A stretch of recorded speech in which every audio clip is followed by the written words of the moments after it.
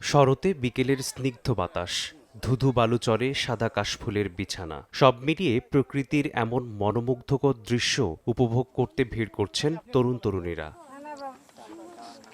পরিপাটি সাজে কাশফুল হাতে কেউ তুলছেন ছবি, আবার কেউ কাশবাগানে ঘুরে ঘুরে নিচ্ছেন ফুলের নরম ছোঁয়া। এ দৃশ্য কুড়িগ্রাম সদর উপজেলার ধরলা নদীর অববাহিকার জগমনের চরের। নদ নদী অববাহিকায় কাশফুলের এমন মনোরম সৌন্দর্য উপভোগ করতে প্রতিদিন ছুটে আসছেন প্রকৃতিপ্রেমীরা। এখানে এসে খুবই ভালো লাগছে। অসাধারণ একটি জায়গা, ধরলা নদীর তীরে, অসম্ভব সুন্দর।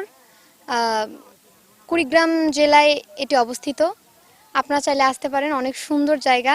শুনেছি শরতে অনেক সুন্দর কাশফুল ফোটে, এর জন্য এখানে দেখতে আসা। এখানে এসে আমার ভীষণ ভালো লাগছে, অনেক সুন্দর প্রাকৃতিক দৃশ্য, এই জন্য সবাই মিলে ঘুরতে আসছে। কুড়িগ্রামে আমাদের বিনোদন দেওয়ার মতো কিছু নাই, এই জন্য আমরা এই নদী পার হয়ে কাশফুল দেখতে এসেছি। যেহেতু আমাদের আকাশে সাদা মেঘ, তার সাথে কাশফুলের সৌন্দর্য আরো ভালোভাবে আমাদেরকে বিনোদন দিচ্ছে।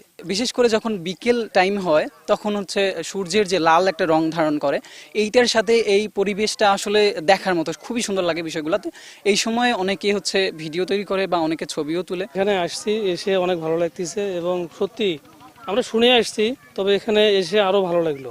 বিনা পরিশ্রম ও বিনা চাষে নদ নদী বেষ্টিত চরাঞ্চলে গজিয়ে ওঠা এ কাশফুল এই সময়টাতে আনন্দ বিনোদনের পাশাপাশি হয়ে উঠেছে চরবাসীর জীবন জীবিকার অন্যতম মাধ্যম। জেলার বিভিন্ন প্রত্যন্ত অঞ্চল থেকে, এমনকি দেশের বিভিন্ন অঞ্চল থেকে দর্শনার্থী এটিকে দেখতে আসছে।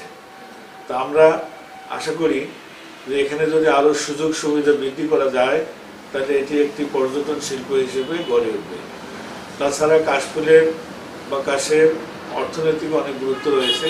কুড়িগ্রাম জেলার উপর দিয়ে প্রবাহিত ব্রহ্মপুত্র, ধরলা, তিস্তা, দুধকুমার সহ ১৬টি নদ নদীর অববাহিকার রয়েছে ছোট বড় ৪.৫ শতাধিক চর। সময় সংবাদ, কুড়িগ্রাম।